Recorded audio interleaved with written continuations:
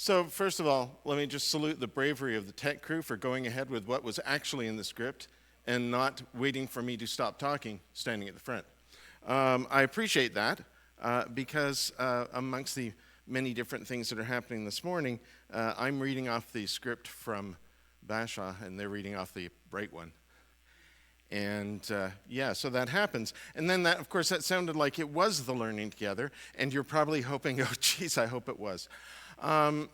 And so Pat started to play the hymn, which, of course, she should. So, again, I salute the bravery of the people who actually seem to know what they're doing, as opposed to me. But I am going to just talk for a second. Anybody want to talk with me? Do you guys want to talk with me for a second? Yeah, we're not going to talk about the Blue Jays. Yeah. Okay.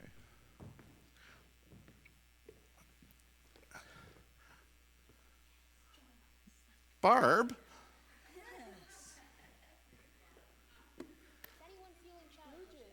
Yeah, we're not talking about the Blue Jays.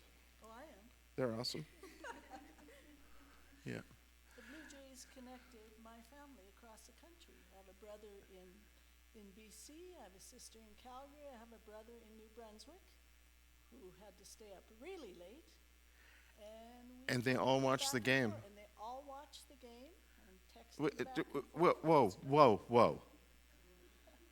Are you telling me that people from, well, New Brunswick, okay, they're nice, but people from Alberta and BC watched a game from Toronto? Yes. No, not from Toronto. Yeah, but the game was being played in Toronto. Yeah, The team was from Toronto. That's right, yeah. Mostly Americans, but still. Yeah.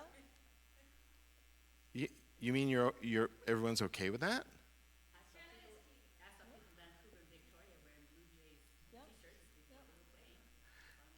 So basically what I'm hearing then is baseball and, probably other sports too, unite us and politics divides us. So why don't we force politicians to play baseball?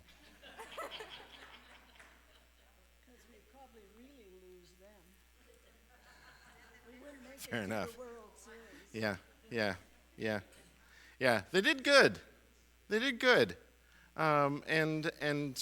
I think the thing that I liked most was that they played like a team.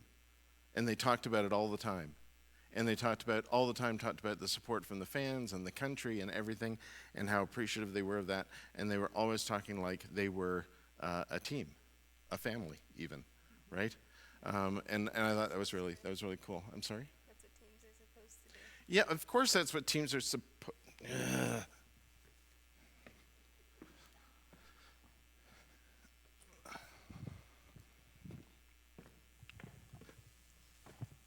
Say that again, please. That's what teams are supposed to do. Yes, it is. We just had that whole conversation without a microphone. I hope people heard that. Because it's awesome. It's this weekend is All Saints, right? Yesterday was All Saints Day, because that's what happens after something that's called the eve of something, which is what Halloween is, right? It's the eve of, the night before, All Hallows Eve. That's what I said. Oh, I thought you were going to use a scary voice or something, and All Hallows Eve. No, okay. And All Saints, right? And that's so. Saints are basically the church's heroes, right? Aren't they? Imagine. So all the disciples were really on the same team. I can't believe I'm using a baseball analogy. But they were all on the same team. That's a good point. When you're a team, you're a team. That's what you're supposed to be. You can have, all of the stars in the world that you paid a large amount of money to, and okay, you might win. But when you play like a team, that's what brings people together, I think, which is really cool. So, do you have any heroes? Yeah. Did you want to say any? No. No? Okay. Do you have any heroes? Some in my family, yes. Yeah, my brother who lives in New Brunswick, he's had many medical issues that he's had to have surgery for and survive, and So he's, really toughed it out, and he's one of my heroes. Oh, awesome. Oh, that's awesome. That's awesome. Do you have any heroes? Not really. Not really. Not really. Not really? Nobody you look up to? Nobody that you appreciate? I Really? appreciate for- my parents. So your parents are your heroes? Yeah, let's go with that. That was a pretty enthusiastic response, parents. Yeah. So nobody said me. No way. Okay, fine. I could be. Say that again. You could be a hero for someone. Thank you.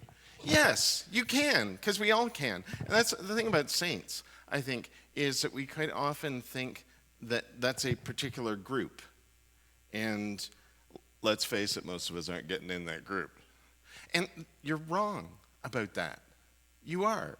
You're 100% wrong about that. Because I think we can all be that. Just like we can all be heroes for people. And sometimes we don't even know, right? That somebody thinks we're their hero. Sometimes we'd really like to think that people thought we were their hero, and then they didn't say we were. But, I guess but that's the other thing about saints, though, is that saints don't expect to be heroes, I think. I think that's part of what makes them a saint, is that they're not expecting to be that. They just are who they are. And we talk about that lots, about how Jesus just wants us to be the true to the good person that we are, because we are good. And when we do that, we're a saint to somebody, for sure. We don't have to have a title. Should you choose to want a title, Saint Kendra, for instance, Saint Barb, Saint Peter, that actually is one. Oh, man. You actually are one, yeah, okay. Fair enough. But the point is, if you think you should have the title, you should probably think again about that. Because wanting the title is probably something that cuts into your ability to be a saint for somebody. But we all have that possibility, right? And it comes from living into the good that is in our hearts and sharing that with others. And then before you know it, people might think you're a saint, even if they don't say you are. Thanks for listening. Yay, Jays!